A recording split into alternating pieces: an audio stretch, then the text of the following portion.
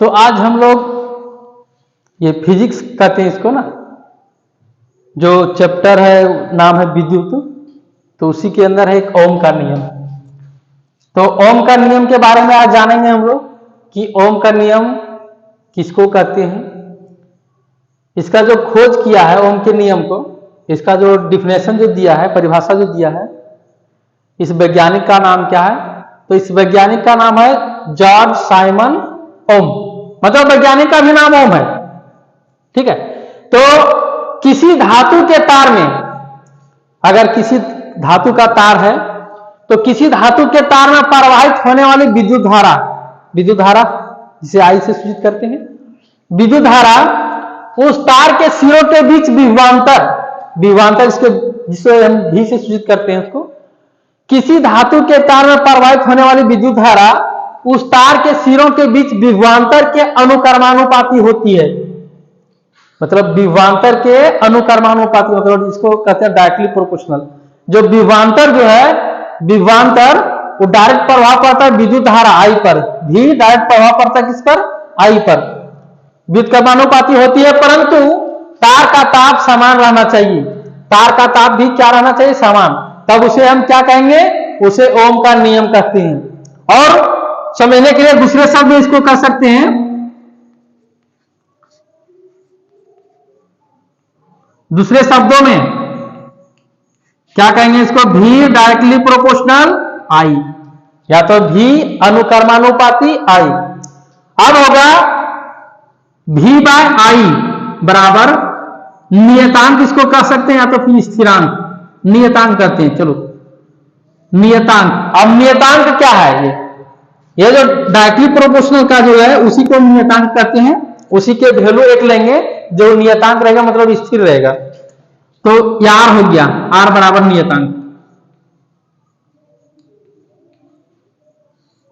यार को कहेंगे हम नियतांक।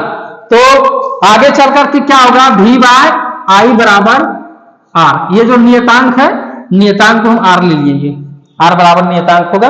तो यही आर माने हैं, ई जो नियतांक है उसको, भी बाय आई बराबर आर। तो यही है ओम का नियम, भी बाय आई बराबर आर। और इसको जब आगे जब इसको बढ़ाएंगे तो इसी से, अभी तो नियतांक आ रहा है यार, ठीक है, लेकिन हम अगर विभवांतर, हमको ओम के नियम से विभवांतर निकालना हो, विद्युत धारा निकालना हो, तो और इसी सूत्र का उपयोग करके, और इससे निकलेगा, और यदि भी निकालना है तो भी ये जो आई होगा इसके साथ गुना में हो जाएगा, भी इक्वल टू आई आर, भी इक्वल टू आई आर। तो ये भी है ओम का नियम। ओम के नियम से ही इसको लिखे हैं, जो इसी से सारा निकला है। और यदि आई निकालना है, आई बराबर होगा भी बाय आर, ये भी ओम के नियम से। तो ये सब जो फॉर्मूला है आगे चल करके काम आएगा। यदि कहने का मतलब है, अगर विभवांतर दे दिया है और प्रतिरोध, यार क्या है? इसको प्रतिरोध कहते हैं, नियतांक है भी लेकिन ये प्रतिरोध कहते हैं। तो अगर यार जो है भी बाय आई दिया हुआ तो आर निकल जाएगा, लेकिन यदि आई दिया हुआ है और यार दिया हुआ तो भी कैसे निकलेगा? तो भी निकालने का तरीका ये है, भी इक्वल टू आई आर। और अगर आई निकालना है, भी और आर दिया हुआ, आई निकालना है, तो आई कैसे होगा? आई इक्वल टू भी बाय आर। तो ये सब फॉर्मूला है ओम के नियम, इसी पर पूरे आधारित है।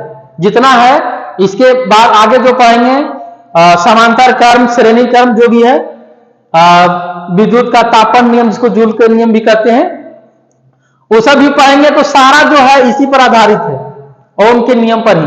मतलब जो पहले पढ़ चुके हैं उसके बाद ये जो है ओम का नियम, ओम के नियम के बाद जितना भी पढ़ेंगे विद्युत में, ठीक है, जो क्लास 10 का है, जितना भी पढ़ेंगे सारा ओम के नियम से ही ये है, सब ओम के नियम से ही है पूरे। और ओम के नियम के अनुसार से ही सारा न्यूमेरिकल क्वेश्चन भी बनता है। और इसी के आधार पर जूल का तापन नियम जिसको कहते हैं वो भी है, सारा पावर भी कहते हैं, शक्ति, वो भी है। सारा क्या है? सब ओम के नियम से डिफाइन करते हैं कि एक ओम कहते किसको है।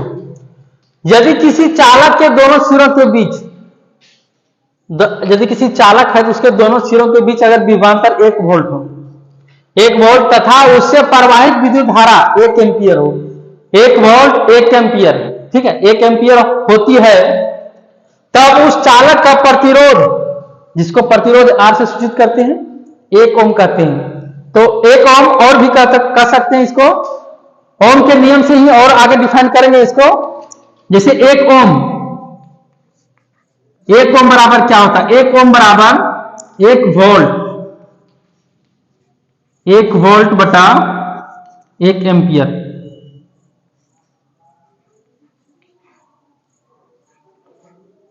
एक वोल्ट बटा 1 एम्पियर। अब ये आया कहां से? तो ओम के नियम के बारे में बताए होंगे, और इसको लिख सकते हैं V बाय आई बराबर R, V बाय आई बराबर R, या तो फिर R बराबर V बाय आई। तो हम कह सकते हैं इसको, जब ये विभवांतर 1 वोल्ट प्रवाहित करे, क्या किसी चालक के दोनों सिरों के बीच विभवांतर 1 वोल्ट जब प्रवाहित करे, तथा उससे प्रवाहित विद्युत धारा, उससे भी जो विभवांतर 1 वोल्ट है, लेकिन उसमें जो विद्युत धारा प्रवाहित कर रहा है 1 एम्पियर होना चाहिए, तब हम इसको क्या कहेंगे? और या तो फिर तब उस चालक का प्रतिरोध जो होगा R 1 ओम होगा। तो इसी से, ये ओम के नियम से ही हम इसको लिखे हैं। तो हम कह सकते हैं 1 ओम बराबर 1 वोल्ट बटा 1 एम्पियर होता है। अब है उदाहरण लेते हैं 12.3 का।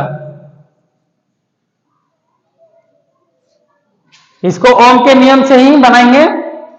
यदि किसी विद्युत बल्ब के तंतु के प्रतिरोध दिया हुआ है, हल करते हैं। प्रतिरोध मतलब R दिया हुआ है, प्रतिरोध को R से ही सूचित किया जाता है, R है 1200 ओम। तो यह बल्ब 220 वोल्ट स्रोत से कितनी विद्युत धारा लेगा? 220 वोल्ट मतलब विभवांतर दिया हुआ है 220 वोल्ट, कितनी विद्युत धारा लेगा? विद्युत धारा मतलब आई निकालना है, आई निकालना है। तो ओम के नियम से हम जानते हैं,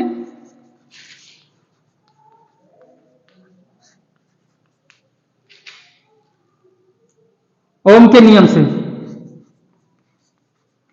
ओम के नियम से क्या जानकारी? ओम के नियम से V बराबर आई आर भी होता है। तो हमको निकालना है आई, तो आई बराबर क्या होगा? आई बराबर V बाय आर, आई बराबर V बाय आर होगा। तो आई निकालना है, V विभवांतर है और यार प्रतिरोध है। तो V होगा 220 वोल्ट बटा 1200। विद्युत धारा निकाल रहे हैं, इसीलिए यहां अगर देंगे भी तो कोई दिक्कत नहीं है, वोल्ट पर एम्पियर, ये ओम पर ओम होगा, या तो फिर इसको एम्पियर भी सूचित कर सकते हैं। इसको 220 बटा 1200 एम्पियर, क्योंकि विद्युत धारा निकाल रहे हैं और विद्युत धारा कैसा है? मात्रक एम्पियर होता है। इसको कटिंग करेंगे तो आएगा 0.18 एम्पियर।